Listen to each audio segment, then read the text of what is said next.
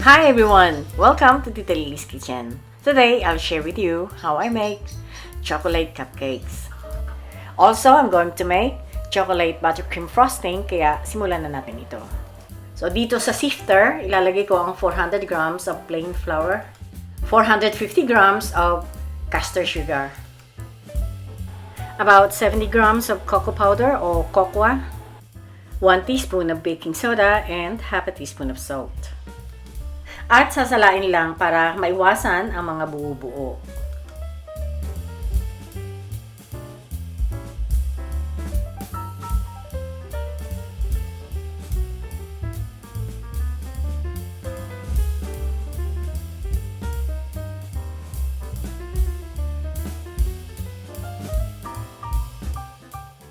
Maglalagay din ako ng half a teaspoon of baking powder.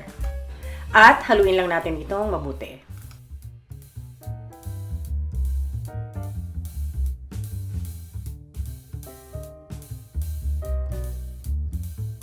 Ngayon ay tapos na ako sa dry, kaya ipiprepare ko naman ang wet ingredients. So, itabi muna natin to. Kakailanganin ng coffee, kaya gagawa muna ako ng 1 tasang kape. So, bali 2 teaspoons of instant coffee. Set aside muna natin ito habang pinalalamig. At dito sa mixing bowl, crack 4 eggs.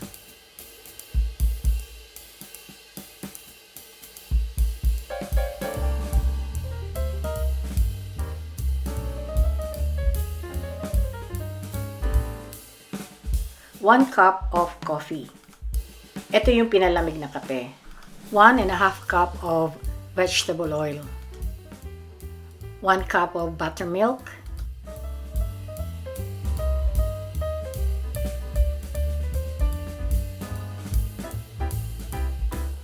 And 2 teaspoons of vanilla extract. Ngayon ay pwede nang pagsamahin ang wet and dry ingredients.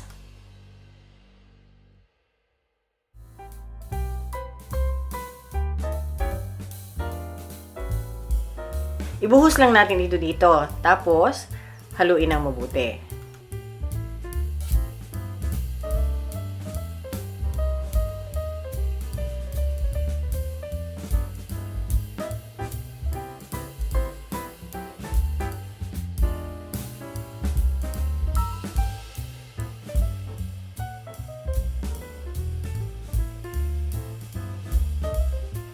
Palitan ko lang ng rubber spatula itong aking panghalo para ma-scrape pati yung gilid at saka yung ilalim.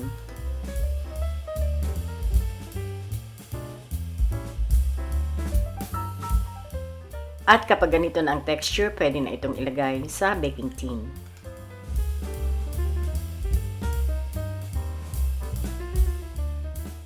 Ito yung cupcake tray at lalagyan ko lang ng liners. At itong chocolate mixture ay lilipat ko dito sa pointy jug para malinis at madali ang paglalagay. Hanggang 3/4 full ang aking ilalagay. And this mixture can make up to 24 cupcakes.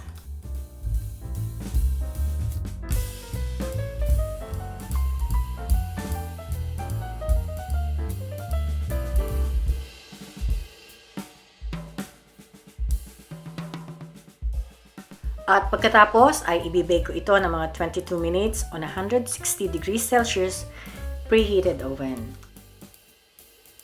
At habang naghihintay ay gagawa naman ako ng buttercream frosting.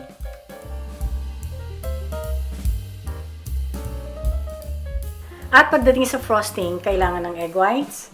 Ilalagay ko ito sa double boiler at dito ko tutunawin ang 1 cup of granulated sugar. Gamit itong whisk, ay continuous lang ang aking gagawing paghalo hanggang sa matunaw lahat ang asukal.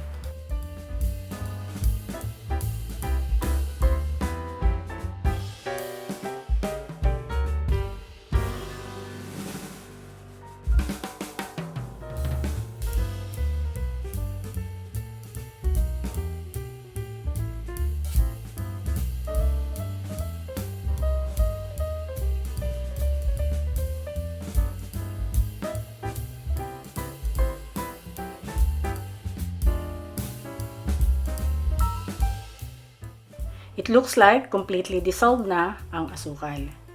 Kaya pwede na itong tanggalin sa steam.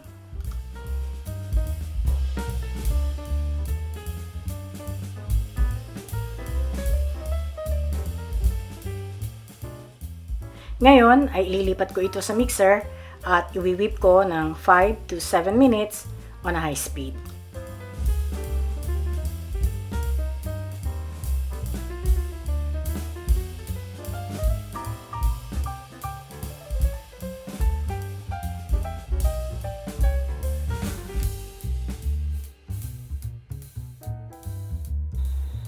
At dahil chocolate frosting, of course, we need chocolate. Kaya habang naghihintay, ay magtutunaw ako ng mga 200 grams of dark chocolate.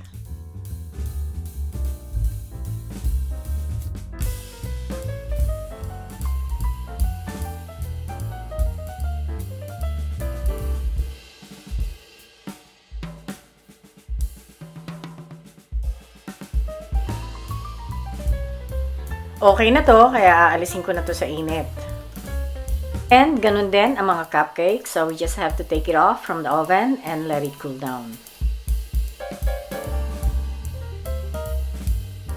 And going back to meringue, eto na yon. At this stage, pwede ko nang ilagay ang butter. Soft and unsalted butter ang gamit ko.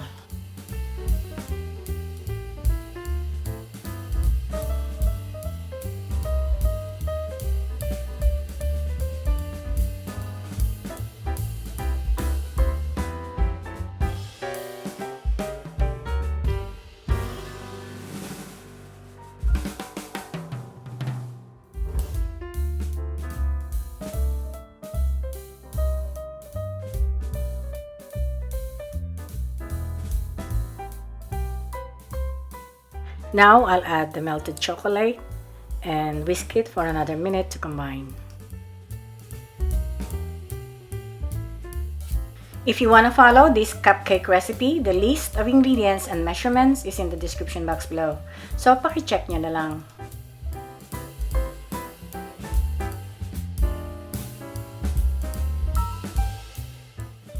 And chocolate buttercream frosting is ready. Ngayon ay ilalagay na lang ito sa piping bag and this is ready to go on top of the chocolate cupcakes. I hope you liked my recipe today and thank you for watching.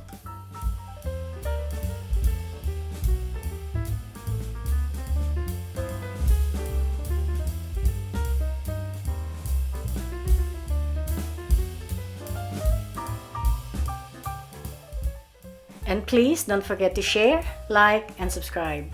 So bye for now, until my next cooking vlog.